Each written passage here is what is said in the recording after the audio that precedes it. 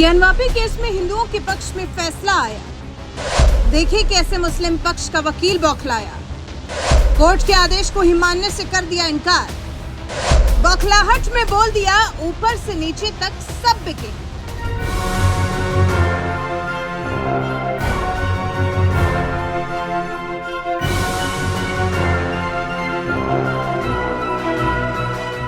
हिंदुस्तान के हिंदुओं के लिए दुर्भाग्य ही है कि उन्हें अपने ही देश में, अपने ही मंदिर के लिए, अपने ही देश के मुसलमानों से कानूनी लड़ाई लड़नी पड़ रही है। श्री राम नगरी अयोध्या से शुरू हुई ये कानूनी लड़ाई अब मथुरा काशी तक पहुंच गई, जिनमें से अयोध्या की कानूनी लड़ाई तो हिंदुओं ने जीत ली और रामलला मंदिर में विराजमान भी हो गए, तो वहीं अब काशी का ज्ञानवापी विवाद जोर पकड़ने लगा है, जिस पर देश की अदालतें बड़ी ही तेजी के साथ सुनवाई कर रही हैं। कुछ ही दिनों पहले जहां एएसआई की सर्वे रिपोर्ट ने बता दिया कि हिंदुओं के विशाल मंदिर को तोड़कर विवादित ढांचा बनाया गया, तो वहीं अब बुधवार को ही वाराणसी की जिला अदालत ने एक और बड़ा फैसला सुनाते हुए हिंदुओं को ज्ञानवापी परिसर में पूजा पाठ का अधिकार भी दे दी, जिसे हिंदुओं की बड़ी जीत माना जा रहा है।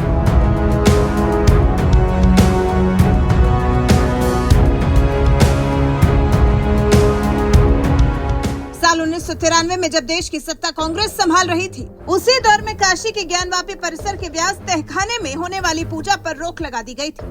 उसके बाद कई सरकारें आई और चली गई, लेकिन कोई भी सरकार नंदी महाराज के सामने मौजूद व्यास तहखाने में हिंदुओं को पूजा का अधिकार नहीं दिला सकी।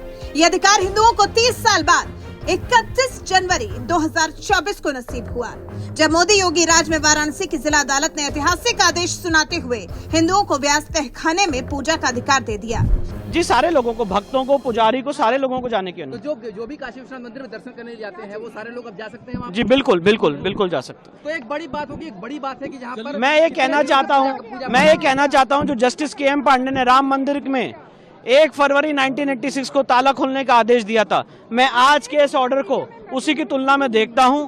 ये इस केस का टर्निंग पॉइंट है, बहुत ऐतिहासिक ऑर्डर है, और जो एक सरकार ने अपनी पावर का दुरुपयोग करते हुए हिंदू समाज की पूजा पाठ रोकी थी, आज कोर्ट ने उसको अपनी कलम से रेक्टिफाई किया है और वहां पे पूजा पाठ के आदेश दिए। रोकने का कोई लिखित आदेश नहीं था उस समय? रोकने का कोई लिखित आदेश नहीं था। आज भी कोई रिटर्न ऑर्डर किसी भी गवर्नमेंट के पास नहीं है कि वहां पे पूजा पाठ कैसे रोकी गई। तो अब माना जाए कि स्वामित्व के अधिकार के ये पहला चरण है?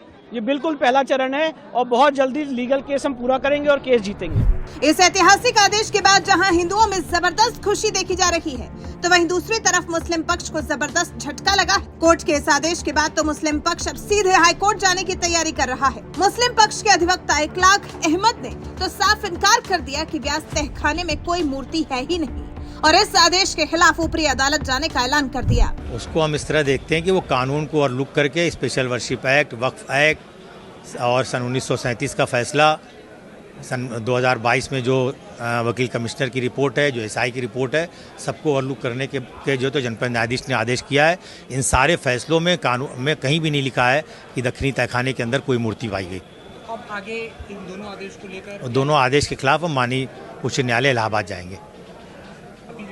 हाँ, फौरन अपील करेंगे। मुस्लिम पक्ष के एक और वकील निजामुद्दीन तो इस फैसले से इस कदर खफा नजर आए कि मीडिया के सामने अपना पक्ष रखते हुए झुंझला गए, और जब मीडिया से बात की तो एक ही बात कही कि हर आदेश के खिलाफ हम हाई कोर्ट जाएंगे। ये फैसला हमारे लिए पूरी तरह से गलत, सब ऊपर से नीचे तक बिके हुए। ऐसा है कि हम बहुत बयान दे चुके हैं, आप उन लोगों से कनेक्ट कर लीजिए। अरे वही रिएक्शन जाएगा भाई, आप समझते नहीं बात क्या को? फायदा है? एक स्टेटमेंट लेंगे आदमी, बारी बारी हम 10 आदमी हैं, सबको एक बयान देते रहे, हमारे बयान में डिफरेंस निकल जाएगा तो आप लोग उसको भी निकाल देंगे।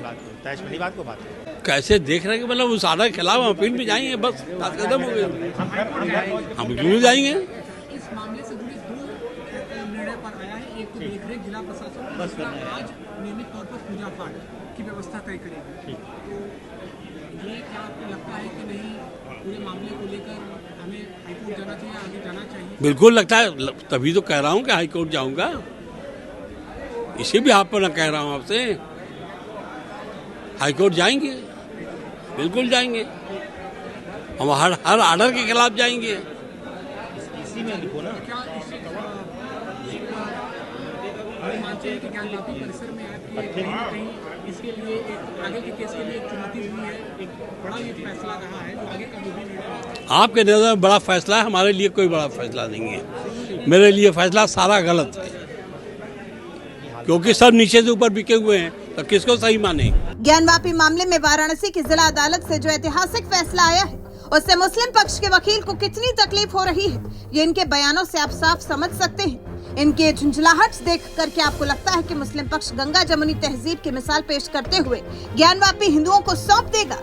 शायद नहीं। इसीलिए इस फैसले के खिलाफ मुस्लिम पक्ष ने हाईकोर्ट जाने का ऐलान कर दिया है। बहरहाल जैसे जैसे ज्ञानवापी मामला आगे बढ़ रहा है, आपको क्या लगता है अयोध्या की तरह यहाँ भी हिंदू पक्ष कानूनी लड़ाई जीतेगा? अपनी राय हमें कमेंट कर जरूर बताएं। साथ ही सीएम योगी ने ज्ञानवापी पर कुछ ही महीनों पहले क्या कुछ कहा था, आइए आपको सुनाते हैं। अगर हम उसको मस्जिद कहेंगे तो फिर विवाद होगा, हमें ज्ञानवापी बोल देना चाहिए। वो ज्ञानवापी है और माननीय न्यायालय में गया है, माननीय न्यायालय स्वयं देख लें। अगर वहाँ साक्ष्य हैं, भौतिक साक्ष्य हैं, शास्त्रीय प्रमाण होंगे, अन्य पुरातात्विक प्रमाण भी होंगे, तो स्वाभाविक रूप से इस पे निर्णय होना चाहिए। और मैं अपील करूंगा मुस्लिम समाज से भी, देखिए हमें आज विकास के बारे में चर्चा करनी चाहिए। पाकिस्तान की दुर्गति और उसकी दलिद्रता और उसकी छीना झपटी आप देख रहे होंगे, क्या दुर्गति प्राप्त कर रहे हैं। दूसरों को कांटा बोलने वाला व्यक्ति कभी उसके ऊपर पुष्प की वर्षा नहीं होती है, उन कांटों से ही उसको उसके शरीर भी छलनी छलनी होते हैं। आज जो पाकिस्तान में हो रहा है उसके कर्मों का फल है ये।